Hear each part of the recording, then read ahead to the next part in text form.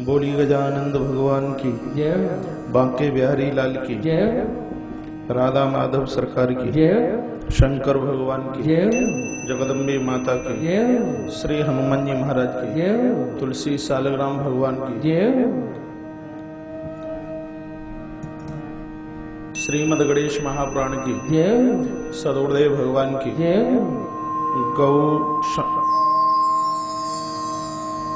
गौ ब्राह्मण भगवान की जय। संत भगवान की जय। सत्य सनातन धर्म की जय। धर्म की जय। अधर्म का उद्धार प्राणियों में सद्भावना विश्व का कल्याण गौ माता की जय। भारत माता की जय। भारत भूमि की जय। श्री होरी हनुमान जी महाराज की जय। महाकालेश्वर भगवान की जय। श्री वटेश्वरनाथ भगवान की जय। बाबा विश्वनाथ भगवान की जय। गजानंद भगवान की जय। नर्मदा मैया की जय। गंगा मैया की जय। यमुना माता की जय। श्री तुलसी तपोवन गौशाला की जय। नमः पार्वती पतये हर हर महादेव जय जय श्री जय जय श्री जय जय राधे श्याम।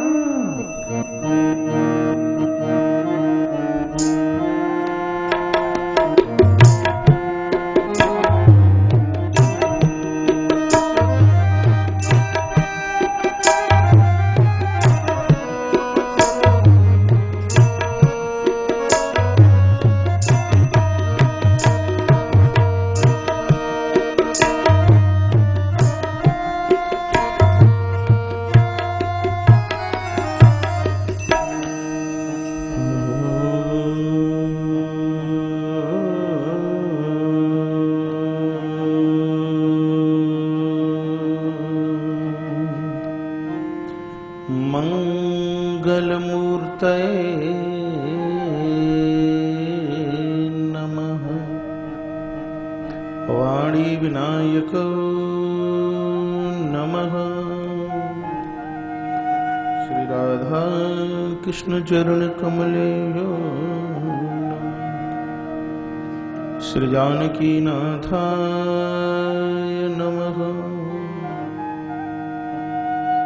श्री शांब सदाशिवाय नमः श्री गुरुचरण कमलेभ्यो नमः श्री हनुमते नमः। मंगलम भगवान विष्णु मंगलम गरुड़ध्वज मंगलम पुंडरीकाक्ष मंगलायस्तनो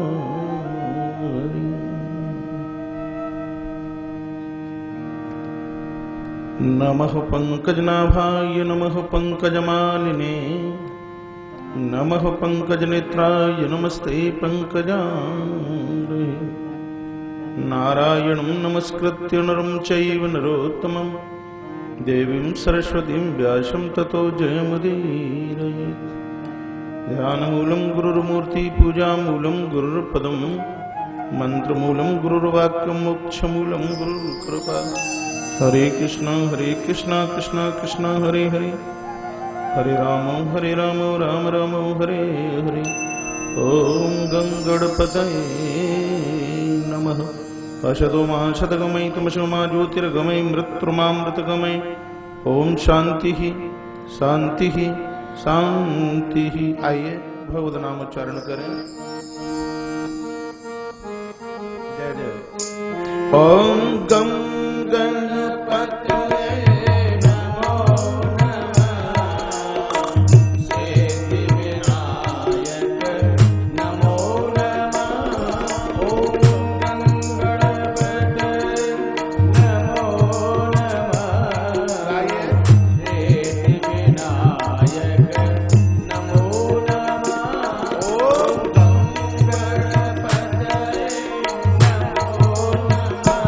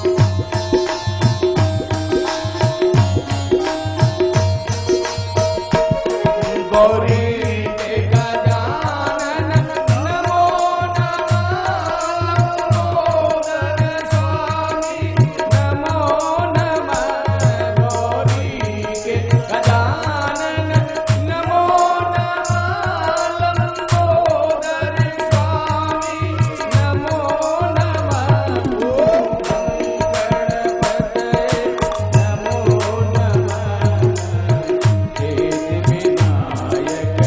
नमो नमः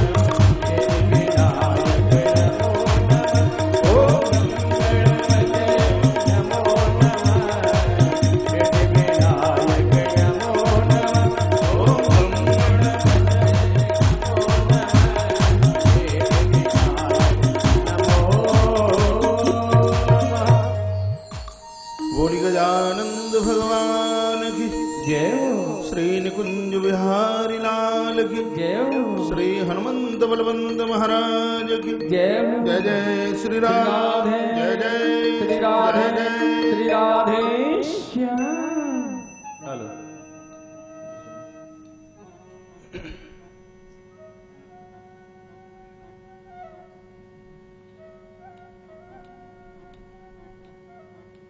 भारत माता की पवित्र भूमि मध्य प्रदेश की धरती, मातू रेवा नर्मदा का किल किल कलरव करता हुआ पावन तट,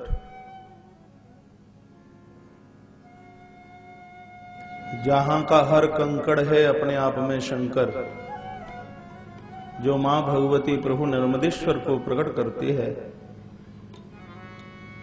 ऐसी मातु रेवा के पावन तट पर तुलसी तपोवन गौशाला की पावन सानिध्यता में आयोजित यह श्रीमद् गणेश महापुराण की दिव्य गाथा, जो भगवान अनादि हैं, अनंत हैं, निर्गुण हैं, निर्लिप्त हैं, अजन्मा है, अविनाशी है, भक्ति वांछा है, ऐसे भगवान प्रभु गजानंद एकदंत लंबोदर भगवान के पावन चरणों में बहती हुई है निस्सृत धारा श्रीमद् गणेश महापुराण की, उस दिव्य श्रद्धा में अवगाहित होने के लिए पधारे हुए माहेशमती नगरी के सभी प्रभु प्रेमी जन,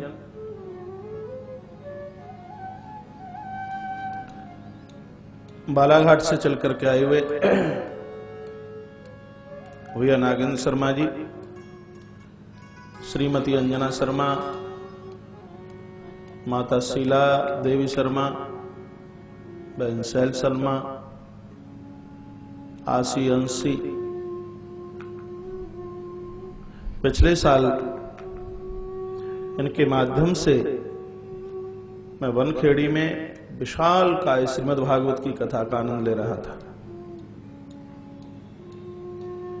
इतनी विराट कथा आज भी मैं उसको बराबर याद करता रहता हूं। श्री दुष्यंत शर्मा जी, बहन सावित्री शर्मा के आयोजन स्तंभ के नीचे बड़ी सुगंधि के साथ आयोजन संपन्न हुआ। तो आए हुए इस परिवार का मेरी व्यासपीठ से बहुत मान सम्मान है। हमारी समिति के सभी पदाधिकारीजन, आयोजन से जुड़ी हुई सभी मातृशक्ति, टेलीविजन के माध्यम से इस कथा का आनंद ले रहे हैं, सुदूर तक बैठे हुए भगवत प्रभु प्रेमी जन,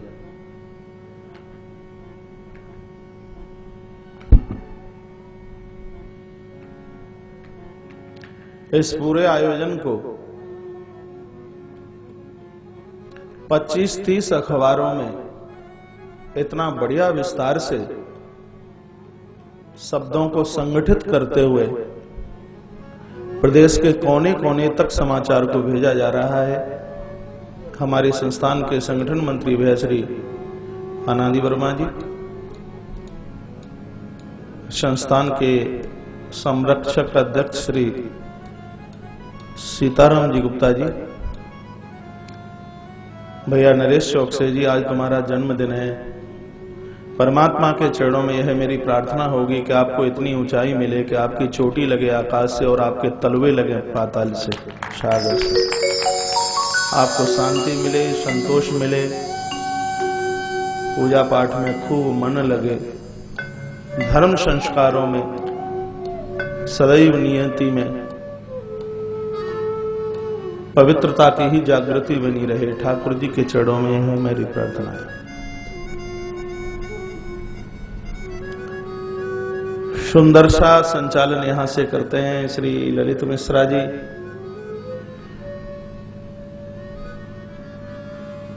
पूरी व्यवस्था के प्रमुख सचिव में श्री रामदेव शास्त्री जी, बाहर काउंटर की व्यवस्था संभाले हुए हैं। मध्य प्रदेश सरकार की पूर्व में जिन्होंने बहुत सेवा की है, वर्तमान में आश्रम के प्रकल्पों की सेवा में लगे हुए हैं, ऐसे उज्जैन नगरी से बाबा घनश्याम जी,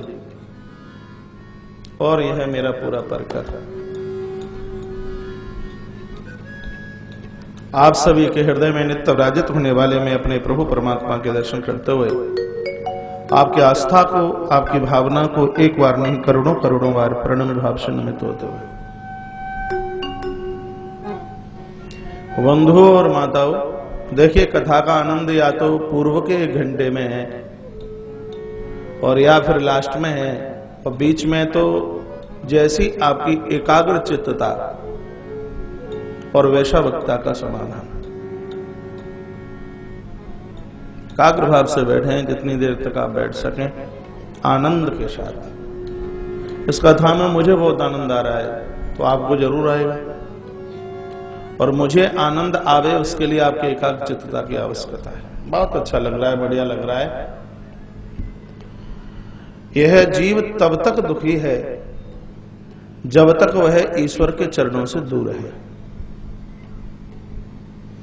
माया उन्हीं को परेशान करती है, माया उन्हें ही मारती है जो ईश्वर के चरणों से दूर भाग रहे हैं। और यह समझने लायक बात है, माया उन्हें छू नहीं सकती, उन्हें स्पर्श नहीं कर सकती जो परमात्मा के चरणों में जिंदगी का निर्वहन कर रहे हैं। मैं जो बोल रहा हूं शायद आप समझ पा रहे होंगे। हमारे मांडुक्य उपनिषद में एक बड़ा सुंदर सा सूत्र है। जैसे एक मछुआरा जाल लेकर के नदी के तट पर पहुंचता है और वह नदी में जाल डालता है, उस मछुआरे के जाल में वही मछलियां फंसती हैं जो मछुआरे से दूर भागती हैं। ध्यान से सुनेंगे। लेकिन जो चतुर मछलियां हैं, होशियार मछलियां हैं, वह क्या करती हैं? वह उस जाल में फंसने की वजह से मछुआरे के पामों में रहती है, मछुआरे से वह दूर नहीं जाता। जो मछलियां दूर भागी वह जाल में फंस गई, लेकिन जो मछलियां पामों में रही हैं, चरणों में रही हैं, महाराज वह उस जाल से बच गई। यह नदी संसार का नाम है, मछुआरा परमात्मा है, मछली कोई और नहीं, हम और आप ही है। परमात्मा ने माया का जाल संसार की नदी में डाला है। जो जीव ईश्वर से दूर भागे हैं, माया के जाल में फंस गए, जिन्होंने परमात्मा के चरणों में रहना सीख लिया है, महाराज वह कभी माया की मार से, कभी भी वह माया की प्रपंचता में महाराज वह कभी फंस ही नहीं सकते। इसलिए मुझे और आपको और सबको परमात्मा के श्री चरणों में ही जिंदगी जीने का आनंद लेना चाहिए। जैसे मछली को जल में आनंद मिलता है, उसी प्रकार से भक्तों को परमार्थ में आनंद मिलता है। भगवत भक्तों की संगति में उनको आनंद मिलता है। ठाकुर जी के यश और कीर्तन में उनको आनंद मिलता है। आइए मानस की एक चौपाई उठाते हैं और आज की कथा को आगे बढ़ाते हैं। तालियां तो आपको ही बजानी होगी। सुखी मीन जग नीर अघारा, सुखी मीन जग नीर अघारा, सुखी मीन जग नीर अघारा, जिमे हरि शरण एक गुबारा, जिमे हरि शरण एक गुबारा, सुखी मीन जग नीर अघारा, सुखी मीन जग नीर अघारा, सुखी मीन जग नीर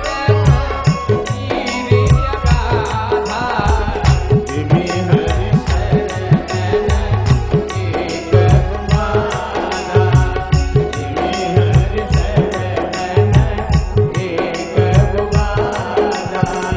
जिमे हरि भगवान की। ये रामायण के किष्किंधा कांड के समापन और अरण्य कांड के समापन और किष्किंधा के प्रारंभ में गाई गई है चौपाई मुझे बहुत प्यारी लगती है। जो यह कहते हैं कि हम भगवान के हैं, उन सबको मानस की यह चौपाई कंठस्थ करके रखनी चाहिए। बड़ा आनंद है। ईश्वर के चरणों में रहने वाला प्राणी कभी दुखी नहीं हो सकता। कोई हल्का फुल्का दुख चल करके आता भी है, उसको यह वरदान मानता है, उसको वह आनंद का रूप मानता है। कुंती का चरित्र आपने सुना है, जिसने विपत्ति को भी ठाकुर जी का आशीर्वाद ही, परमात्मा का वरदान ही माना है। हम सत्कर्म करते ही इसलिए हैं क्योंकि हमारे विचार बढ़िया रहे। विचार बढ़िया रहेंगे तभी तो भजन में मन लगेगा, सत्कर्म में तभी तो मन लगेगा। तो उसके अनादि देव हैं भगवान गणपति, भगवान गजानन। कल निवेदन कर ही रहा था, समुकुशैकदन्तस्य कपिलो गजकर्णकः, लंबोदृश्य विकटो विघ्ननाशो विनायकः, धूम्रकेतुर्गणादक्षो भालचंद्रो गजानन, द्वादशैतानि नामानि या पठे सुनने वाले। यह 12 नाम तो ऐसे याद कर लीजिए जैसे आपको अपने बच्चों के नाम याद हैं, परिवार के, खानदान के, रिश्तेदारों के नाम याद हैं। यह तो सबको ही याद होने चाहिए। यह नाम सिर्फ मेरे लिए नहीं है, यह नाम सिर्फ उनके ही लिए नहीं है जो मंदिर में बैठे हैं। यह नाम उनके लिए नहीं है जो संसार का तिमिर खत्म करने के लिए चल पड़े हैं। यह तो संसार के हर प्राणी के लिए यह सर्व औषधि के रूप में है। भगवान गणपति के यह 12 नाम अपने घर में लिख कर रखिए, फैक्ट्री में, मकान, जहां अच्छा आपको लगता है। आपके दिन का आरंभ इन 12 नामों से हो। कल कथा को विराम देते देते मैं यही बोल रहा था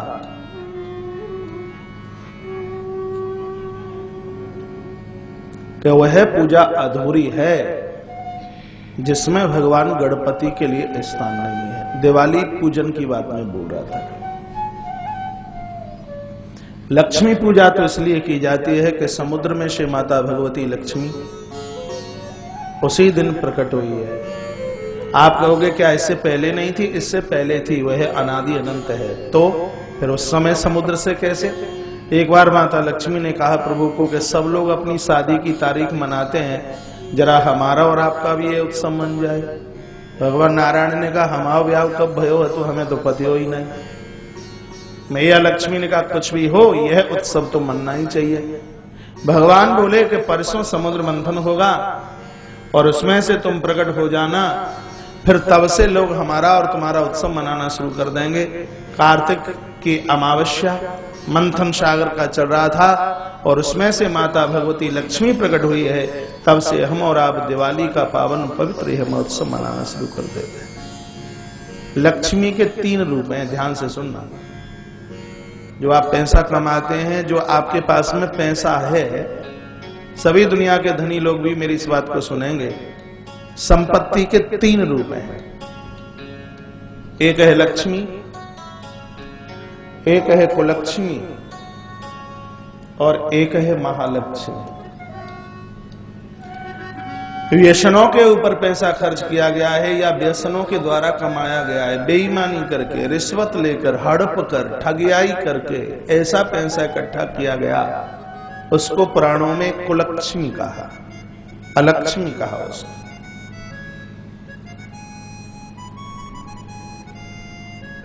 वह अलक्ष्मी है, कुलक्ष्मी। तत्पश्चात जो पैसा सिर्फ आपके और आपके परिवार के ऊपर खर्च हुआ है, आपने कभी कोई गलत काम नहीं किया, किसी के लिए बुरा आपने सोचा नहीं है, लेकिन इससे आगे पीछे आप कुछ और जानते ही नहीं। आप कहते हैं मैं सुखी रहूं और मेरा परिवार खुश रहे, इसके आगे पीछे और कुछ आप जानते नहीं है, उसको लक्ष्मी का रूप दिया। लेकिन जो पैसा गरीबों की सेवा में, दीन दुखियारों की सेवा में लगाया है, अनाथों की सेवा में जो पैसा काम में आया, आपके पैसे से एक ईंट किसी मंदिर का रूप जिसने ले लिया हो, आपके एक पैसे ने किसी भूखे की भूख को अलग कर दिया, किसी दुखित के आंसुओं को पहुंचने का कार्य किया हो, आप विश्वास करना उसी दौलत को, संपत्ति को पुराणों में महालक्ष्मी का रूप दिया है। और यह महालक्ष्मी भगवान गजानंद, भगवान गणपति की कृपा से प्रकट होती है, क्योंकि गणेश के आवाहन से बुद्धि में गलत विचार नहीं आते कभी। और जब तक बुद्धि में गलत विचार नहीं आएंगे तब तक आपका पैसा गलत जगह पर लगे ही नहीं सकता। तो हम गणेश लक्ष्मी की पूजा इसलिए करते हैं क्योंकि यह संपत्ति सत्कर्म में लगे। श्री डोंगरे जी महाराज अपने प्रवचन में कहा करते थे, आपको पैसा मिला है, भगवान की कृपा नहीं है। तो पैसा आने के बाद में उसने अपराध ना कराया, कोई पापकृत काम ना कराया, किसी का अपमान ना कराया, यह भगवान की बहुत बड़ी कृपा है। श्रीमद् भागवत के 7वें स्कंद के 11वें अध्याय में संपत्ति में 32 प्रकार के दोषों का वर्णन किया गया। तो जिंदगी पर्यंत यह बात ध्यान रहे कि हमारी बुद्धि में कभी खोटापन न आवे, जिंदगी हम अध्यात्म के साथ में जिए, उसके लिए हमें भगवान गणपति के नित्य आवाहन और नित्य पूजन की आवश्यकता है। भगवान गणेश जी की आवाहन के बिना, उनकी पूजा के बिना कोई भी पूजन, कोई भी पूजा महाराज पूरी नहीं मानी जाती। हमारे 4 वेद हैं, कर्म कांड में यजुर्वेद का एक बहुत बड़ा रूप है। वेद कितने हैं? 4, उसके 4 भाग किए गए। यजुर्वेद है, ऋग्वेद है, सामवेद है, अथर्ववेद है। और आप लिख ही रहे हैं तो यह जरूर लिख लेना कि 4 वेदों में 3 सोपान है, 3 कांड है। यह बहुत लिखने लायक बात है, समझने लायक बात है। हमारे वेदों में 3 प्रकार की चर्चा की गई है। हमारे वेदों में ज्ञान है, हमारे वेदों में कर्म है और हमारे वेदों में उपासना है। और यह भी समझे परमात्मा वही प्रकट होता है। लोग कहते हैं कि ईश्वर निर्गुण से सगुण कैसे बन गया, तो आप जवाब दे देना कि जहां ये 3 चीज होंगी वहां निर्गुण को सगुण बनना ही पड़ेगा। क्या क्या? ज्ञान, कर्म और उपासना। क्या 3 भाग हैं वेदों के? ज्ञान, कर्म और उपासना। इन तीनों कांडों को मिलाकर के हमारी मंत्रों की संख्या 1 लाख है। देखिए, आप हिंदू हैं, यह जानकारी होनी चाहिए। हमारे वेदोक्त मंत्रों की संख्या 1 लाख है। इसमें 4000 मंत्र हैं, वह ज्ञान कांड के हैं। इसमें 80,000 जो मंत्र हैं वह कर्म कांड के हैं। इसमें 16,000 मंत्र हैं, वह उपासना कांड के हैं। भक्ति के लिए 16,000 मंत्र हैं। ज्ञान के लिए 4,000 मंत्र हैं और कर्मकांड करने के लिए 80,000 मंत्र हैं। इसलिए अपनी तो मैं बोल रहा हूं, मैं कर्म में बहुत बड़ा विश्वास रखता हूं। अब क्यों रखता हूं ये मुझे नहीं पता, लेकिन मैं कर्म में बहुत बड़ा विश्वास रखता हूं।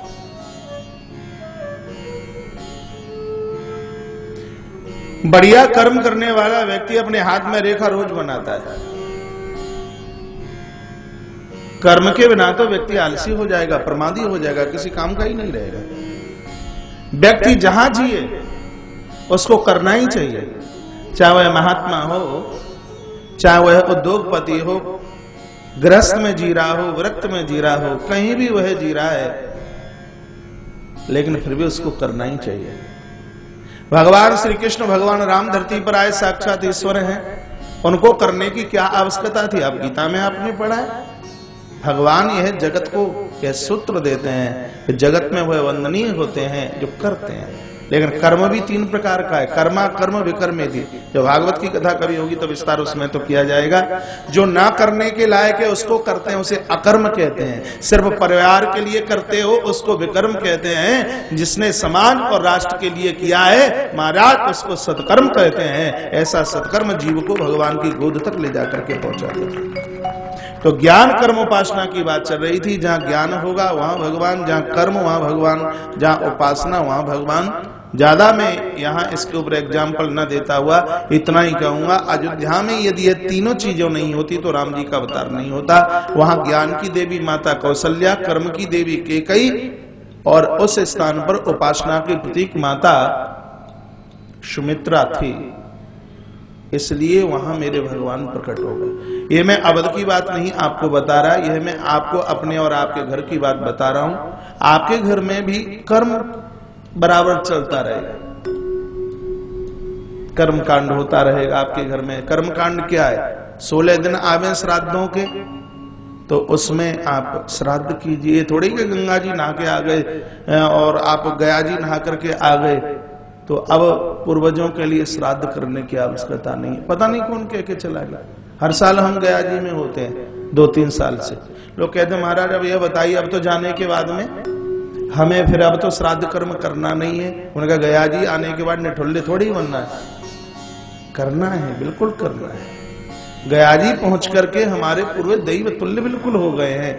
तो आज भोग लगाने के बाद देवताओं को कल भी तो लगाया जाता है, परसों भी तो लगाया जाता है। गया जी तो आप इसलिए गए हैं, कहीं किसी स्थिति और परिस्थिति में कहीं आपसे वो श्राद्ध छूट जाता है, ऐसी कोई बात है, कोई दिक्कत है, कोई परेशानी है, तो उसका आपको अपराध नहीं, उससे आपको कोई बेचैनी नहीं होगी। लेकिन पूर्वजों के निमित्त श्राद्ध तो होना ही चाहिए। महाराज दशरथ के लिए मेरे प्रभु ने श्राद्ध किया, अपने पिता पांडु के लिए धर्मराज युधिष्ठिर ने अपने हाथों से श्राद्ध किया। यह सब कर्म में ही तो आता है। भगवान को नहलाते हैं, आप जगाते हैं, यह सब काय में आता है? यह सब कर्म में आता है। गरीबों की सेवा आप कर रहे हैं, ये सब बढ़िया, ये कर्म है। ये मैं कर्म के ऊपर बहुत बड़ा विश्वास रखता हूं। कर्म करने वाला व्यक्ति तो मृत्यु को भी जीत लेता है।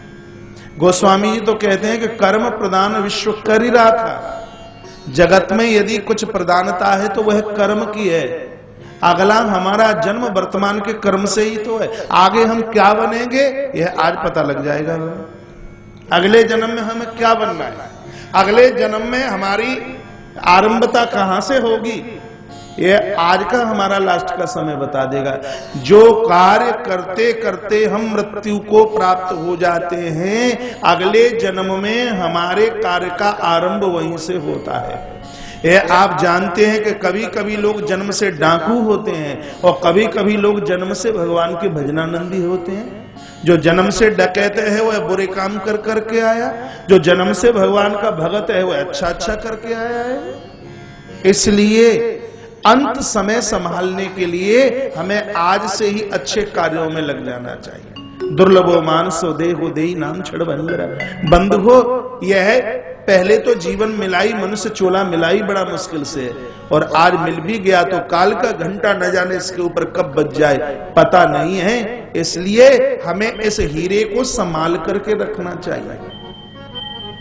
अपने आप को कोयला नहीं बनाना, अपने आप को हीरा बनाना है। और किसका हीरा बनाओगे?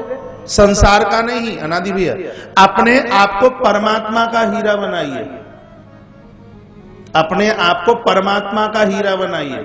आप कहोगे हीरा बनाने की बात क्यों कह रहे हो? इसलिए कह रहा हूं कि जिसका हीरा खो जाता है तो कष्ट हीरे को नहीं होता। ये साधारण भाषा में समझ लीजिए कि किसी मालिक का हीरा खो गया तो कष्ट हीरे को है कि मालिक को है?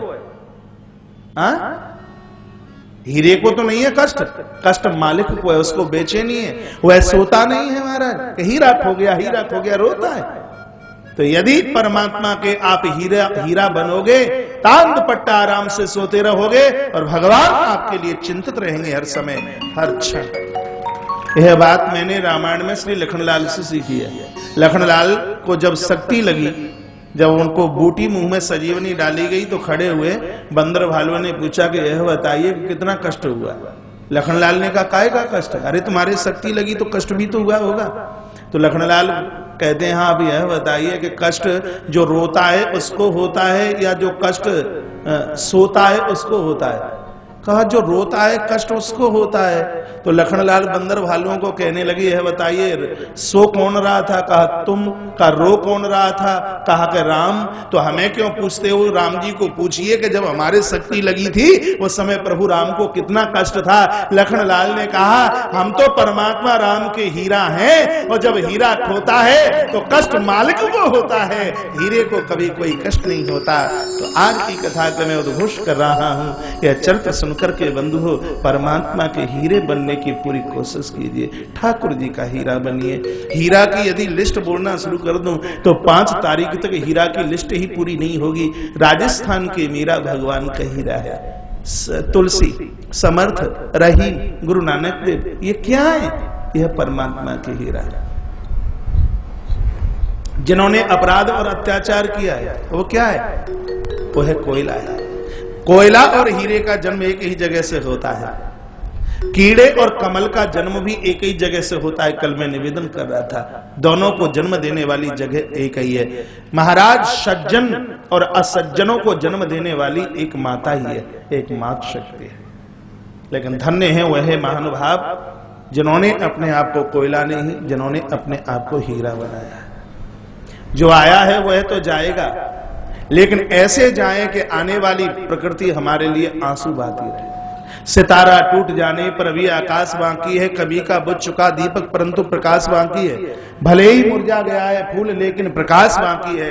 नहीं है व्यक्ति पर उसका अमर इतिहास बाकी है, नहीं है व्यक्ति पर उसका अमर इतिहास बाकी है। व्यक्ति कभी मरता नहीं, वह अजर है, वह व्यक्ति वह अमर है। तो ध्यान रहे कि भगवान गणपति की पूजा हमें और आपको हीरा बना देगी। समुख शयी गदंत कपिलो गजकर्ण कलम्बो दर्श विकटो विघ्ननाशो विनायका धूम्रकेतुर्गड़ा दक्षो भालचंद्रो गजानन द्वादशैतानि नामानि या पठेत् शृणुयात्। यह प्रसन्न है तो सब कुछ बढ़िया होगा, और यदि यह रूठ गए हैं तो कुछ बढ़िया हो ही नहीं सकता। दक्ष प्रजापति का यज्ञ पूरा नहीं हुआ, भगवान गणपति रूठे। आज की कथा में आगे आप सुने, विधाता ब्रह्मा भी परेशान हुए हैं, इनकी भी सृष्टि में बड़ी अवरोधकता चल करके आई। श्रीमद् गणेश महापुराण में लिखा है कि विधाता ब्रह्मा जिस समय सृष्टि की रचना कर रहे थे, मरीचियों को बनाया। पहले तो मानसिक इन्होंने सृष्टि की है, जब मनु और शत्रुपा को जन्म देने के बाद फिर इस सृष्टि को आगे के लिए जब बढ़ाया जा रहा था तो बड़ी दिक्कत, बड़ी परेशानी खड़ी हो गई। ब्रह्मा को अहंकार अभिमान आया, मैंने ऐसे ऐसे रूप बनाए और ऐसे ऐसे, ये तो करामात और किसी के अंदर हो ही नहीं सकती, मेरा तो प्रचार होना चाहिए। अहंकार आ गया, अभिमान आ गया। तो ब्रह्मा जितने भी बनावे और भगवान गणपति सबको लुप्त कर दें, सबको पूरा कर दें। ब्रह्मा सीधे भगवान शंकर के चरणों में जाकर के गिरे, कहा आपने जो हमें आज्ञा दी थी हम कार्य में लगे, लेकिन कार्य पूरा होता ही नहीं। भगवान भोलेनाथ ने कहा कि जिस गजानन गणपति का ध्यान मैं करता हूं, जिस गणपति का ध्यान जगदम्बा भगवती पार्वती करती है, और ऐसे भगवान गणपति का तुमने आवाहन नहीं किया, और भगवान गणपति के आवाहन और भगवान गणपति के पूजा के बिना तो तुम्हें तुम्हारे कार्य में कभी सिद्धि मिल ही नहीं सकती। विधाता ब्रह्मा ने उस समय गणपति का आह्वान किया है, षोडशोपचार से वंदन किया गया, षोडशोपचार से पूजन किया गया।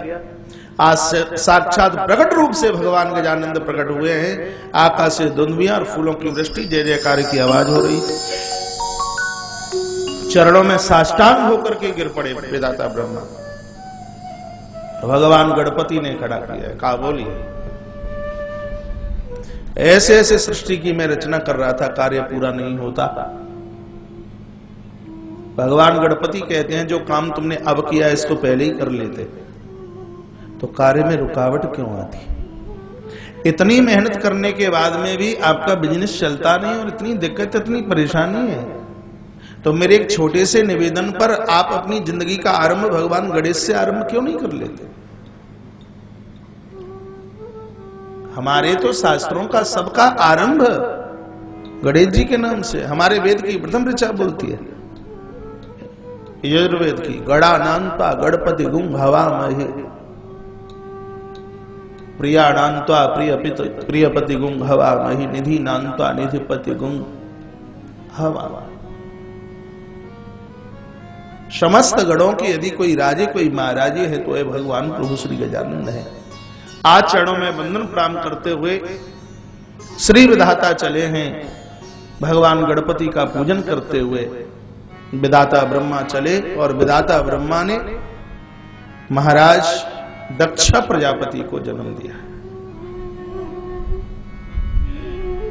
दक्ष प्रजापति की सृष्टि आगे चली है। दक्ष प्रजापति ने अपने शरीर से कामदेव और उसकी पत्नी रति को जन्म दिया है।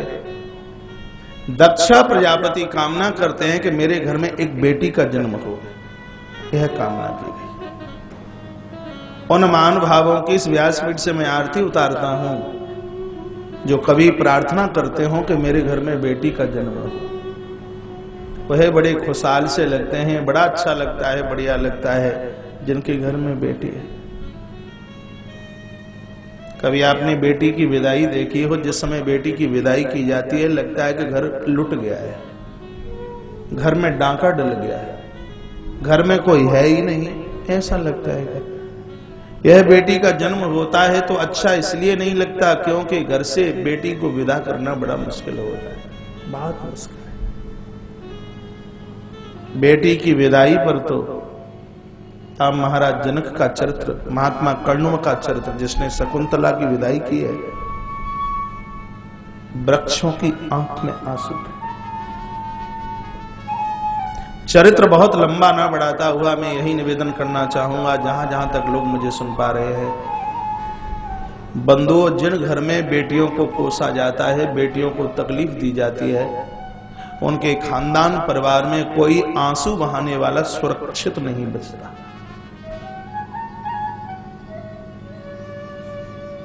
यह बेटी कन्या है, यह बेटी मां है, यह बेटी वंश कोश है। यदि बेटी को मैं वंश कोश कह दूं तो अतिशयोक्ति नहीं है।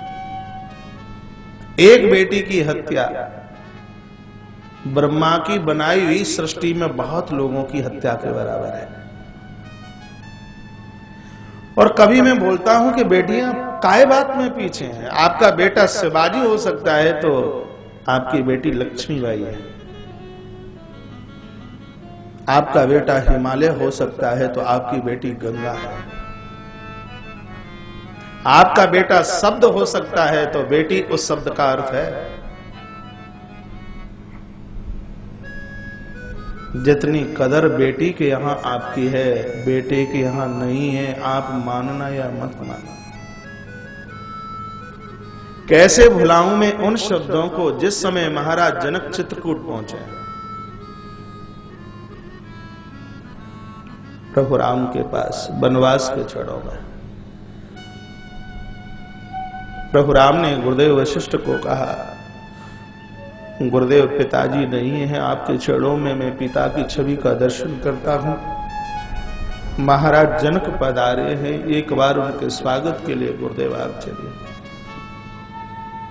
गुरुदेव वशिष्ठ चले हैं। माता जानकी ने अपनी वृद्ध सासुओं को पूछा, माँ यदि आप कह दें तो मैं अपनी माँ और बाबूजी को मिल के आ जाऊं, बहुत दिन हो गए। अवध की माता ने अनुमति दी है।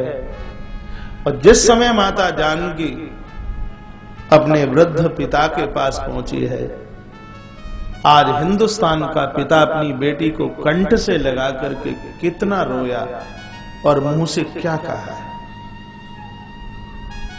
पुत्री पवित्र किए कुल दो। यह बेटा तो एक कुल को उतारता है, लेकिन बेटी तो दो दो कुलों को उतारने वाली है। बेटी आज तूने दोनों कुलों को धन्य धन्य कर दिया, कृत कृत कर दिया। मैंने तो कभी सोचा भी नहीं था कि फूलों पर चलने वाली मेरी बेटी कांटों का भी अभ्यास कर सकती है। और मैं कितनी बार कहता हूं, एक बार बेटी के उन विवाह के उन क्षणों को तो याद कीजिए जिस समय वह मंडपम में बैठे होती है। आचार्य के द्वारा कहा जाता है, बेटी पति के बाएं अंग में आ जाइए, फुफुक फुफुक करके रोती। कहते हैं गुरुजी नहीं आ सकती, जीवन बड़ा है, गलती मुझसे हो गई, ससुराल के लोग घर से बाहर कर दे। भाई सामने बैठा होता है, खड़ा होकर बहन के चरणों में गिर पड़ता है और कहता है, बहन मैं अग्नि की साक्षी में संकल्प करता हूं, जहां तेरी पसीने की बूंदें गिरेंगी वहां मैं अपना रक्त बहा दूंगा। यह मेरा जीवन मेरे परिवार के लिए नहीं, यह मेरी जिंदगी तेरे लिए होगी। एक बार बहन तो इस बामांग में आ जा। आप कभी पुरी जगन्नाथ गए हैं? न गए हो तो जरूर जाना, जहां माता सुभद्रा अपने दोनों भाइयों के साथ, दोनों भाई अपने बहन के साथ। जगन्नाथ भगवान का दर्शन सिर्फ इसलिए नहीं है कि वह हमारा तारण कर दें। जगन्नाथ भगवान का दर्शन इसलिए भी है, जैसे दो भाई अपनी बहन से अलग और एक बहन अपने भाई से अलग नहीं हो सकती। आप जाएं जगन्नाथ भगवान के दर्शन करने के लिए, बहनों को कभी बुलावा नहीं, बहनों से कभी बात नहीं, मेरी गर्दन का ऑपरेशन कर देना। यदि जगन्नाथ भगवान हमें मुक्त कर दे तो, हमें मुक्ति दे दे तो कभी हो ही नहीं सकता। आपका स्नेह प्रेम आपका आपके बच्चों से, अपनी पत्नी से और अपने तुम्हारे खासम खास हैं उनसे है, उसका एकाध अंश भी यदि पूजता का भाव बहनों के साथ में जुड़ गया है, आपको लेने के लिए धरती पर भगवान के दूत नहीं, स्वयं परमात्मा को धरती पर आकर के प्रकट होना पड़ेगा। भगनी के कष्ट को अपना कष्ट समझिए, बहन के दुख को अपना दुख समझिए। एक बेटी कहीं किसी कथा में मुझे बोल रही थी, महाराज यदि भगवान प्रकट हो जाए और मुझे ये कहे कि तुझे कैसा भाई चाहिए, तो मैं तो भगवान को यही कहूंगी कि मुझे रावण जैसा भाई चाहिए। तो एक क्षण के लिए सुनते हुए मैं भी दंग रह गया। मैंने कहा बेटा ऐसा क्यों?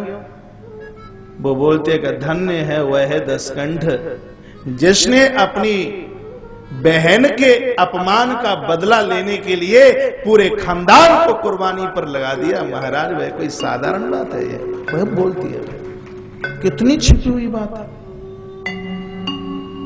बहन के सम्मान की रक्षा यदि प्राणों की बाजी लगा करके भी होती है तो है सस्ते। स्कंद पुराण में कथा आती है जहां जगन्नाथ भगवान प्रभु का मातम में जिस समय कन्यादान बलराम जी कर रहे थे बहन का, आंखें भराई रो पड़े। कहा सुभद्रा क्या चाहिए मांग लो। सुभद्रा रो पड़ी और कहा भैया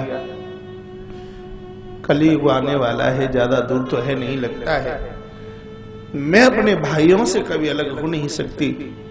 मुझे देना चाहते हो तो यही दे दीजिए कि आने वाले समय में हम तुम यानी तीनों के तीनों एक ही जगह जाकर के विराजित हो जाएं। बलराम जी ने कहा ऐसा ही होगा। बस उन्हीं शब्दों के ऊपर वह तीनों के तीनों समुद्र के तट पर भगवान जगन्नाथ देव के रूप में वह प्रकट हो गए। वही भाई की प्रीति, इससे पवित्र और इससे सच्चा कोई स्नेह प्रेम दुलार हो नहीं सकता।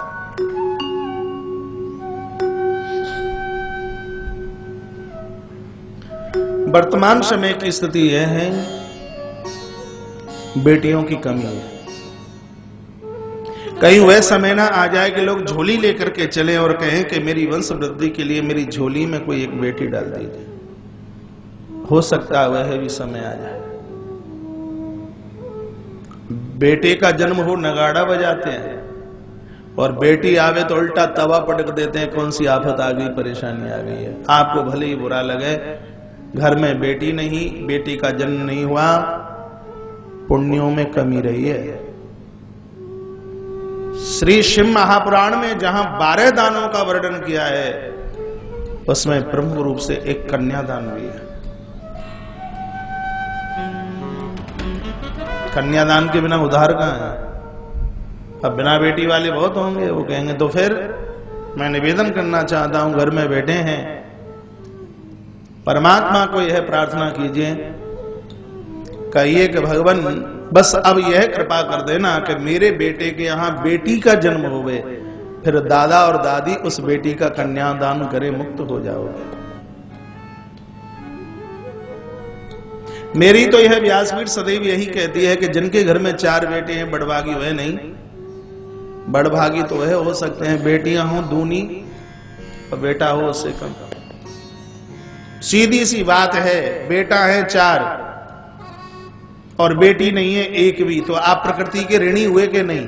बेटा है 4, बहू 4 लेके आए और प्रकृति को दिया क्या तुमने? लेकर के तो आए हैं 4, लेकिन प्रकृति को आपने दिया कुछ भी नहीं। बेटे हैं 2 और बिटिया है 1, तो भी आप रेडी हैं, क्योंकि बहू लेके आए 2 और प्रकृति को दिया आपने 1। हाँ, यदि बेटा 1 है और बेटियां आपके पास 2 हैं, तो आप बहू लेके आई है 1 और प्रकृति को दिया है 2, तो प्रकृति तुम्हारी ऋणी हो गई, प्रकृति तुम्हारी कर्जदार हो गई। इसलिए बेटी का जन्म होवे, कभी मुंह को कुमलाना मत, परेशान मत होना। महाराज दशरथ या वसुदेव जी के घर राम और कृष्ण का जन्म हुआ, प्राकट्य हुआ, यह इसलिए बड़े नहीं है, यह बड़े इसलिए कि इनके आने से पहले महाराज दशरथ की बेटी शांता और महाराज वसुदेव के घर में बेटी सुभद्रा का जन्म हुआ है, ये इसलिए बड़ी हैं। पहले बेटी आती है, साक्षात भगवती जगदम्बा भवानी चल के आई है। प्रार्थना कीजिए, दुर्गा आई है, दुर्गा। संस्कार चैनल तो बेटी को गौरी कहता है, मैं सुनता हूं, मुझे बड़ा अच्छा लगता है, गुदगुदी लगती है। संस्कार चैनल का बहुत बड़ा अभियान चल रहा है, 'गाय गंगा और गौरी'। मध्य प्रदेश में भी बेटी बचाओ अभियान बड़ी विलक्षणता से कई आयोजनों में मैंने भी भाग लिया है। और यह बड़ी प्रसन्नता की बात है कि मध्य प्रदेश में बेटों से ज्यादा बेटियां हैं और उसमें सबसे आगे यदि कोई जिला है पूरे मध्य प्रदेश में, जैसा मैंने सुना है जिला बालाघाट और मंडला, इन दोनों का नाम सबसे आगे है। बड़ी खुशी की बात है, अच्छी बात है।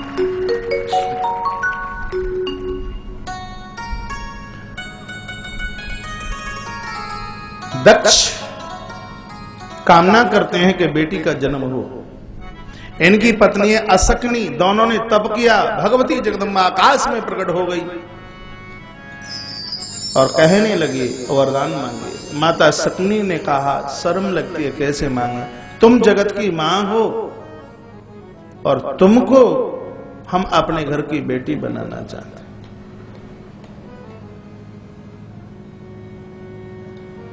मैया ने कहा मैं आने के लिए तैयार हूं, लेकिन मेरी शर्त यह है कि जिस समय आपके घर में मेरा अपमान हो गया उसी समय मैं अपने प्राण छोड़ दूंगी। और पिता के घर बेटी की मृत्यु हो यह बहुत बड़ा अपराध है। देखना अगल बगल में कोई सो तो नहीं रहा है माताओं? हाँ, आसन लगा के बैठ जाइए। बोले बांके बिहारी लाल की, गजानंद भगवान की जय जय, श्री राधे श्री राधे श्री राधे श्याम। दक्ष ने कहा कि मेरी कौन सी गर्ज ऐसी है, मैं काय के लिए मैं अपमान करूंगा, कभी हो ही नहीं सकता। बोल दिया। समय आने पर प्रथमम शैलपुत्री च द्वितीयम ब्रह्मचारिणी तीर्थम चंद्रखंडेति कुसुमांडेति चतुर्थकम पंचम स्कंदमातेति षष्ठम कात्यायनीति च सप्तम कालरात्रिति महागौरीति च अष्टमम।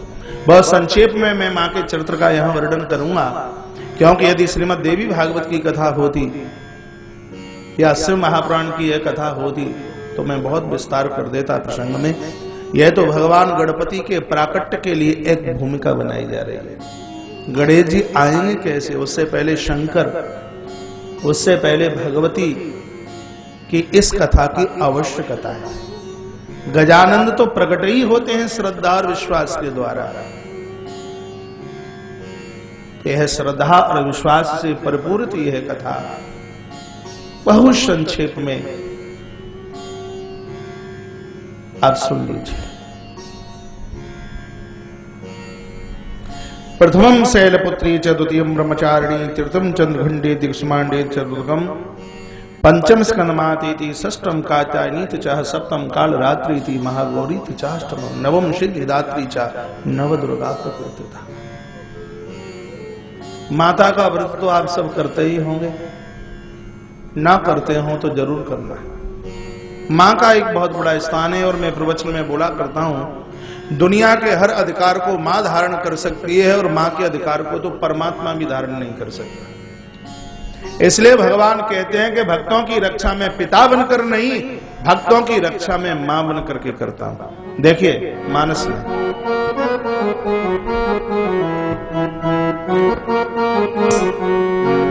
करहूं सदा